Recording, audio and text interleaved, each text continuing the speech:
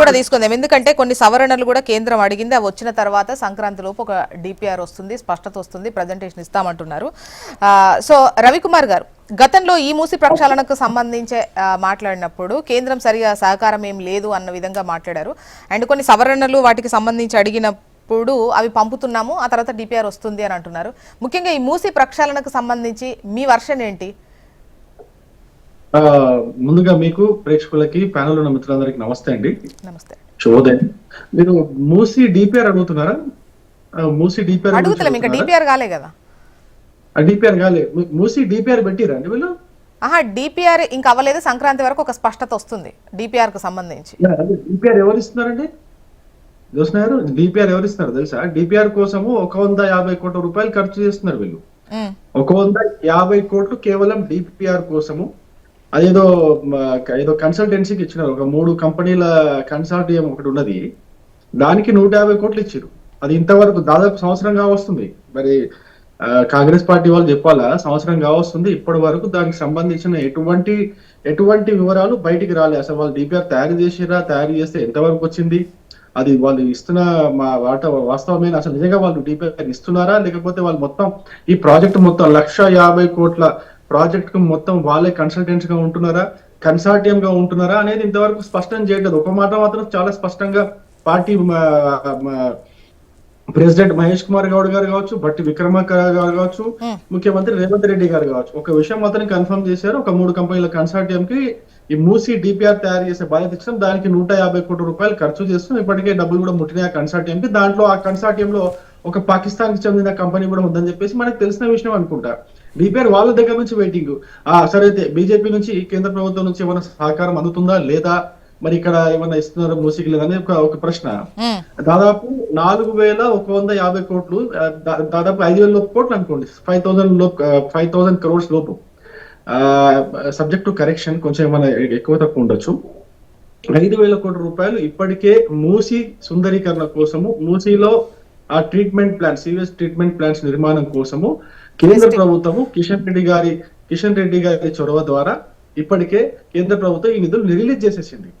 ఎప్పుడు ఈ సంవత్సరంలో మూడోసారి కేంద్ర ప్రభుత్వంలో బీజేపీ అధికారంలోకి వచ్చిన తర్వాత, మోడీ గారు ప్రధానమంత్రి అయిన తర్వాత, కిషన్ రెడ్డి గారు బొగ్గు గనుల శాఖ మంత్రి అయిన తర్వాత హైదరాబాద్ కోసం ఏం చేశారని అడుగుతున్న వాళ్ళకి ఇది ఒక నా సమాధానం. మూసీ సుందరీకరణ కోసము దాదాపు 5000 కోట్ల రూపాయలు కేటాయించి ఇప్పటికే రిలీజ్ చేస్తారు. ఆ మూసీ సుందరీకరణ పనులు మరి వీళ్ళు ఎంతవరకు మేమేమో డైరెక్ట్ గా పనులు చేస్తున్నాం, వీళ్ళేమో డిపిఆర్ అనే ఒక పేరుతో 150 కోట్ల రూపాయలు ఇప్పటికే కేటాయించిన, ఇంతవరకు డిపిఆర్ రాలే. ఏ సంస్థకి ఇచ్చారు, వాళ్ళ జీవ సంస్థలకు ఇచ్చుకున్నారు, అది ఇంతవరకు దానికి స్పష్టంగా ఏం తెలియదు. అంటే ఇప్పుడు సంక్రాంతి లోపు డిపిఆర్ పై ఒక స్పష్టత వస్తుంది అంటున్నారు. ఈవెన్ గతంలో కేంద్ర మంత్రులను కలిసినప్పుడు కూడా డెఫినెట్ గా సహకరిస్తాము, డిపిఆర్ తీసుకురమ్మని అన్నారు.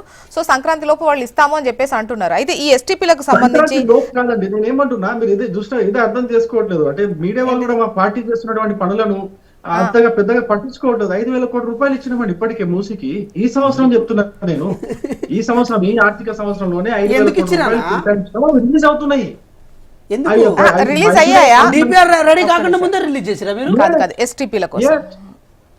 ఇప్పుడు గతంలో 32 ఎస్టీపీలు బీఆర్ఎస్ ఉన్నప్పుడు అప్పుడు కేంద్రం నుంచి రిలీజ్ అయిన వాటితోనే వచ్చినాయి. ఆ తర్వాత వాళ్ళు కూడా సమ్ రిక్విజిషన్ 45 అన్నారు, కానీ నాకు తెలిసిన ప్రకారం 35, 34 నేను అనుకుంటున్నా. సో కాదు ఇప్పుడు మళ్ళీ రావాల్సిన వాటి గురించి. సో ఆ రిక్విజిషన్ ఉంది గతంలో. కాకపోతే ఇప్పుడు ప్లాన్ మారింది కదా, మూసి ప్రక్షాళన, మూసి పునరుజ్జీవన ప్లాన్ మారింది. ఈ ఎస్టీపీ కాన్సెప్ట్ కు సంబంధించి ఇక్కడ వీళ్ళ దగ్గర మీరు అట్లా ఊరికే నిధులు ఇచ్చేసేస్తారు, అట్లా ఉండదు కదా లెక్క. ఇంకా డిపిఆర్ రాలేదు కదా, డిపిఆర్ రాలేదని దాని అర్థం ఏంటి? ప్రాజెక్టు పనులు ఇంకా మొదలు అవ్వలేదని కదా.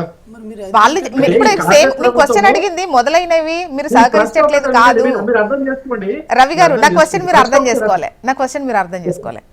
ఏంటంటే ఇప్పుడు ఎస్టీపీలు గత బీఆర్ఎస్ హయాంలో 32, 34 ఇది కరెక్షన్ నెంబర్ అయితే కరెక్షన్ చేసుకుందాం తర్వాత. సో ఆ తర్వాత కూడా వాళ్ళు 30కి పైగా వాటికి ఎస్టీపీలకు మళ్ళీ రిక్విజిషన్ వెళ్ళింది. సో అవి రావాల్సిందే. అయితే ఇక్కడ ఈ మూసి ప్రక్షాళనకు సంబంధించి ప్లానే మారిపోయింది. ఇప్పుడు ఎస్టీపీ కాన్సెప్ట్ కాకుండా టోటల్ గా ప్రక్షాళన చేసి పరివాహంగా ఉన్న వాళ్లకు పరిహారం చెల్లించి ఈ మొత్తం నీళ్ళని క్లియర్ చేసి మొత్తం మూసి నీళ్లు తాగేటట్టు ఉండాలి అన్న దిశగా అలా ముందుకెళ్తాము అని చెప్పేసి అంటున్నారు. దానికి వేరే లెక్క ఉంటుంది అని చెప్పేసి అంటున్నారు. సో ఎస్టీపీ కాన్సెప్ట్ అనేది మళ్ళీ ఇక్కడ కాదు. సో ఇప్పుడు 5,000 కోట్లు ఎప్పుడు ఇచ్చారు, దానికి సంబంధించి ఎప్పుడు ఏంటి అన్న వివరాలు ఏమన్నా బీజేపీ ఇవ్వగలుగుతుందా, బీజేపీ నేతలు చెప్పగలుగుతారా? 100% కిషన్ రెడ్డి గారి చొరవతో మూసీ నదికి 5,000 కోట్ల రూపాయలు దాదాపు సబ్జెక్ట్ టు కరెక్షన్ మేము కేటాయించినాము, ఖర్చు చేస్తున్నాము. అది ఈ డిపిఆర్ కోసం వెయిట్ చేయకుండా, ఈ డిపిఆర్ అనేది కొత్త ప్రాజెక్టు, కొత్తగా వాళ్ళు ఏదో ప్లాన్ వేసుకున్నారు. ఆ డిపిఆర్ లో ఏముందో కూడా తెలియదు, అసలు ఏం కట్టాలనుకుంటున్నారో సుందరీకరణ పేరుతోనే తెలియదు ఇంతవరకు. కానీ దానికంటే ముందు మూసీలో ఉన్నటువంటి సమస్యలను పరిష్కరించడానికి, మూసీ ద్వారా నగర ప్రజలకు ఎదురవుతున్నటువంటి అనేక ఇబ్బందుల గురించి కేంద్రంలో ఉన్నటువంటి బీజేపీ ప్రభుత్వం పట్టించుకొని దానికోసం డబ్బులు ఖర్చు చేస్తున్న మాట వాస్తవము. ఇప్పటికే 5,000 కోట్ల రూపాయలు ఖర్చు చేసినాము, 5,000 కోట్ల రూపాయలు మేము కేటాయించడం అనే మాట కూడా వాస్తవం 100% నిజం. డిపిఆర్ వచ్చిన తర్వాత ఆ డిపిఆర్ లో ఈ ప్రాజెక్ట్ కాస్ట్ 1,00,000 కోట్లు అవుతుందా, 1,50,000 కోట్లు అవుతుందా, అది డిబేటబుల్. చర్చ జరుగుతుంది. చర్చ జరిగిన తర్వాత దాంట్లో ఎవరు ఎంత వాటా ఉంటుంది, గవర్నమెంట్, స్టేట్ గవర్నమెంట్ ఎంత వాటా ఉంటుంది, స్టేట్ గవర్నమెంట్ కేంద్రాన్ని ఏమైనా అడుగుతుందా, అడిగితే కేంద్రం ఎంతకు ఒప్పుకుంటుంది, దాని తర్వాత ఏమైనా లోన్లు తీసుకొని వస్తారా, ఎక్కడి నుంచి లోన్లు తీసుకొస్తారు. ఇప్పుడు ఏషియన్ డెవలప్మెంట్ బ్యాంక్ ఒక 4,000 కోట్ల వరకు అప్పియడానికి రెడీగా ఉంది. అట్ ద సేమ్ టైం మిగతా అంటే ఓవరాల్ గా ప్రక్షాళన మొత్తం అయ్యేంత వరకు ఆల్మోస్ట్ పీపీపీ పద్ధతిలో కూడా జరిగే అవకాశాలే ఎక్కువగా ఉంటాయి. మొత్తం ప్రభుత్వం నుంచి ఖర్చు పెట్టుకునే అవకాశాలు అయితే ఉండవు. ఇంత అప్పు కొంచెం ప్రభుత్వం, కొంచెం సెంట్రల్, కొంచెం ప్రైవేట్ ప్రకటించారు. ప్రాజెక్ట్ డీటెయిల్ ప్రాజెక్ట్ రిపోర్ట్ వచ్చింది. తీసుకోండి మీరు నోట్ చేసుకోండి, టైం కి తీసుకుంటా. రవి గారు కన్క్లూడింగ్ పాయింట్ కి రండి. అంతవరకు మూసీలో జరగాల్సినటువంటి ఈ అభివృద్ధి పనులు ఆపాలనా మీరు చెప్పే అది కాదు కదా, ఆపాలని కాదు కదండి, అది నడుస్తూనే ఉన్నాయి. వీళ్ళ డిపిఆర్ వచ్చిన తర్వాత వీళ్ళ ప్లాన్ ఏందనేది తెలుస్తుంది. దాని తర్వాత అప్పుడు ఎవరి సహకారం ఎంత ఉంటుందనేది తెలుస్తుంది. నిజంగానే అది వయబులా కాదా కూడా తెలుస్తుంది. ఒకవేళ డిపిఆర్ ప్రకారం వీళ్ళు అక్కడ నుంచి ఇక్కడ దాకా 1,50,000 కోట్లు ఖర్చు చేయాలంటే మల్లన్న సాగర్ నుంచి నీళ్లు తీసుకొని రావాలి.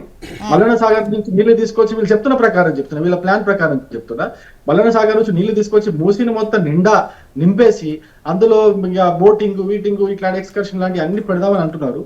మరి వాటికి ఎంత కూడా చర్చకు రావాల్సిన విషయాలు ఇంకా చర్చకు రాలే.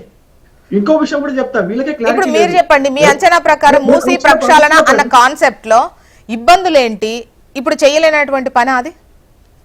నేనేమంటున్నా, 1,50,000 కోట్ల రూపాయలు అని చెప్పేసి ముఖ్యమంత్రి గారు మాట్లాడినారు, ఉత్తమ్ కుమార్ రెడ్డి గారు మాట్లాడినారు, భట్టి విక్రమార్క గారు మాట్లాడారు, మహేష్ కుమార్ గౌడ్ కూడా మాట్లాడినారు. దాని తర్వాత ఎవడన్నాడు 1,50,000 కోట్ల రూపాయలు అని చెప్పేసి కూడా మళ్ళీ వాళ్ళే అన్నారు. 1,50,000 కోట్లని ఎవడన్నాడు అని చెప్పేసి మళ్ళీ వాళ్ళే అన్నారు. అంటే వాళ్ళకే ఇంకా క్లారిటీ లేదు, మమ్మల్ని ఏం చేయమంటారు అంటే వాళ్ళకి ఇంకా క్లారిటీ లేదు. ఒకసారి కాంగ్రెస్ వర్షన్ తీసుకుందాం. దత్తాత్రేయ గారు నోట్ చేసుకోండి ప్లీజ్, మీ టైం అప్పుడు పూర్తిగా తీసుకుంటాను దయచేసి. వెంకట్ నాయక్ గారు ఇక్కడ క్లియర్ అంటే మీరు అడిగే ముందు నేను ఒకసారి రవికుమార్ గారి మాటకు నేను జవాబు చెప్పాల్సిన అవసరం ఉంది.